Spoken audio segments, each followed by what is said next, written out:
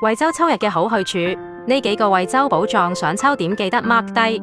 第一站，夏慤東路嘅異木棉，盛放到好似粉紅色嘅雲，點綴住秋日嘅街頭。呢個就係一場秋日限定嘅浪漫夢境。第二站，莫源村嘅金色稻田，稻穗隨風搖擺，描繪出一幅豐收嘅田園畫卷。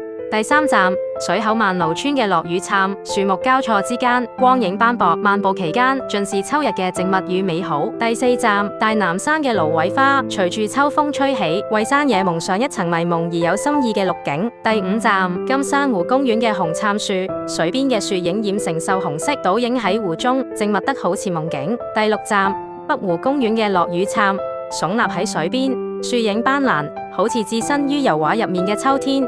特別適合散步同影相，秋意正濃，靚景唔等人，喺最佳觀賞期入面捕捉惠州最美嘅秋日景色啦。